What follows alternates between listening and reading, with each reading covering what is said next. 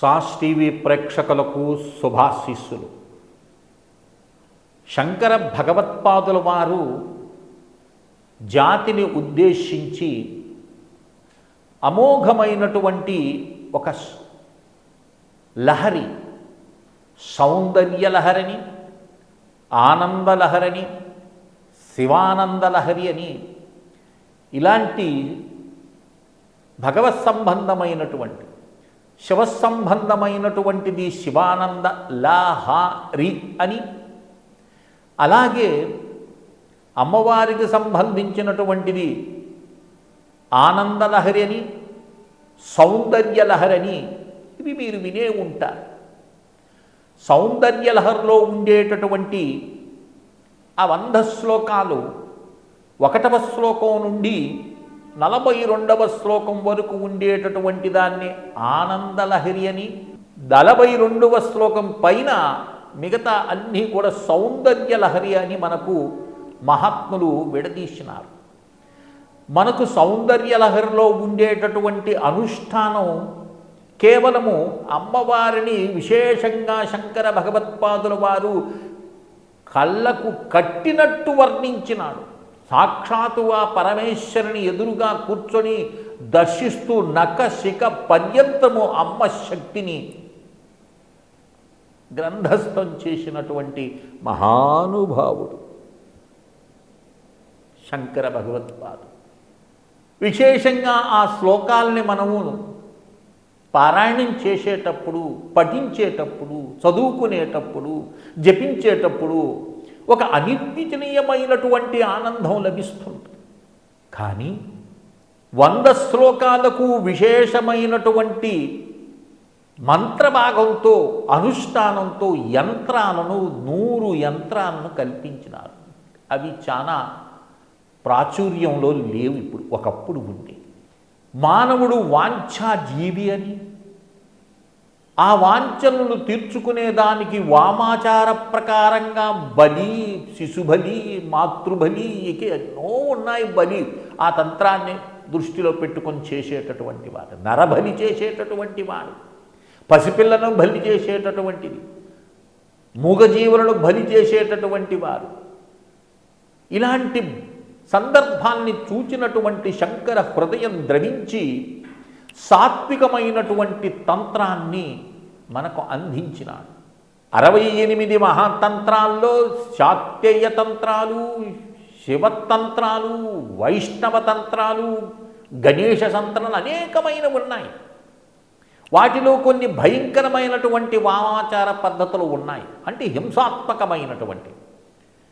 వాటన్నింటినీ కూడా దృష్టిలో ఉంచుకొని సాత్వికంగా మానవుడు వాంఛలు తీర్చుకునే విధంగా ఒక తపోరూపమైనటువంటి కొన్ని యంత్రాలను మనకు సౌందర్యలహరిలో మనకు కనిపిస్తాయి. కానీ నేటి కాలములో వాటిని అధ్యయనం చేయటము, అనుష్ఠానం చేయటం అనేటటువంటిది అసాధ్యమే అని చెప్పాలి.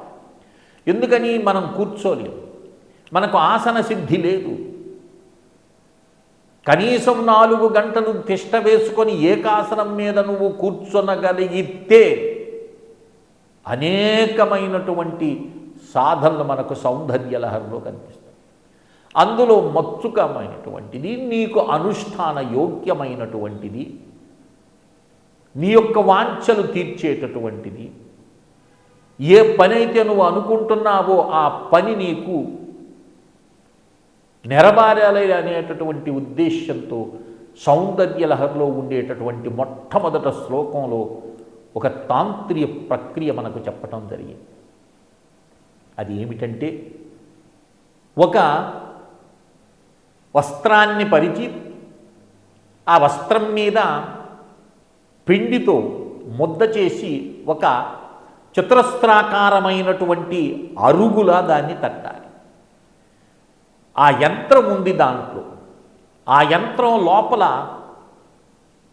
ఒక బీజాక్షరాన్ని వ్రాస్తారు. నేను దీన్ని ఇలా చెప్పటం అనేది అవమానంగా, అంటే శంకర భగవత్పాదులు చెప్పినటువంటి రహస్యాత్మకమైనటువంటిది, అందుకని నేను పూర్తిగా చెప్పటం లేదు.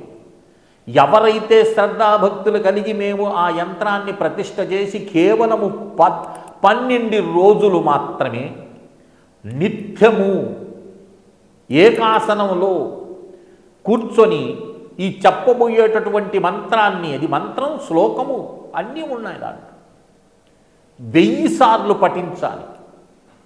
ఇది అభ్యాసం చేసుకోవాలి. మొట్టమొదటగా శ్లోకాన్ని ముందు అభ్యాసం చేయాలి. ఆ శ్లోకం బాగా కంఠస్థమైందనుకోండి మీకు, అప్పుడు మీరు దాన్ని 1000 సార్లు జపించేదానికి మీరు సిద్ధమవుతారు. 12 రోజులు ఆ యొక్క బియ్యపిండి అరుగు మీద చేసినటువంటి యంత్రాన్ని పూజించటం, 12 రోజులు నైవేద్యంగా బెల్లము, నారికేళము, కదరీపళము, ఈ 3 అంటే టెంకాయ కొట్టటము, అరటిపళ్ళు 5 అరటిపళ్ళు పెట్టటము, అలాగే బెల్లాన్ని పెట్టటం, త్రిమధువులు అని అంటారు. ఇవి సమర్పించి ఈ చెప్పబోయేటటువంటి శ్లోకాన్ని 1000 సార్లు నువ్వు చేసినావా వారం రోజుల్లో, అంటే 12 రోజులు. ఈ 12 రోజులు నిష్ఠగా మాంసాహార భక్షకులైతే ఆ 12 రోజులు నిష్ఠగా ఉండండి. సంసార సుఖానికి దూరంగా ఉండండి. వీలైనంత వరకు 12 రోజులు అతి తక్కువగా మాట్లాడే ప్రయత్నం చేయండి.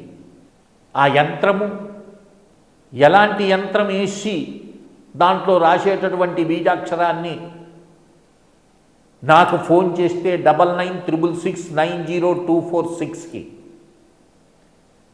మేము సాస్ టీవీలో చూచినామండి, మేము ఆ అనుష్ఠానాన్ని చెయ్యాలని మేము తపిస్తున్నాము, మీరు సెలవిస్తే మేము దాన్ని ఆచరిస్తాము అనేటటువంటి వారు మాత్రమే నాకు ఫోన్ చేయండి.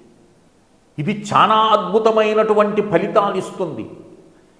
ఏ పనులైతే మీరు కావాలనుకొని తపిస్తున్నారో సర్వ సౌఖ్యాలు, అనేక రోజుల నుంచి మిమ్మల్ని పేరుకున్నటువంటివి, దారిద్ర్యంతో మిమ్మల్ని ముడేసినటువంటివి అన్నీ కూడా వాంఛలన్నీ లభిస్తాయి నీ భక్తి శ్రద్ధతో ఈ యొక్క అనుష్ఠానం చేసినట్లయితే. శివశక్త్యాయుక్తం యది భవతి శక్త ప్రభవితుం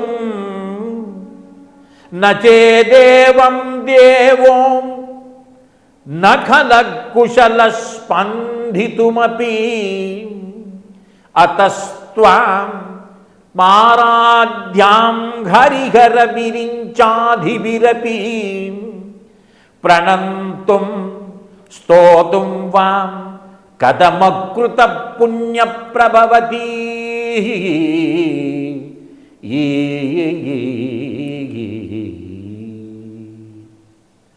సౌందర్యలహరిలో ఉండేటటువంటి మొట్టమొదట శ్లోకం ఇది.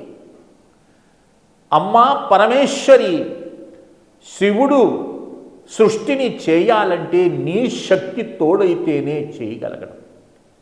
హరిహర విరించాదివిరపి, హరుడు నారాయణుడు సమస్తమైనటువంటి దేవతలు ఒక కాలు కదపాలన్నా నీ శక్తి లేనిదే కాలు కూడా కదపలేరు తల్లి పరమేశ్వరి.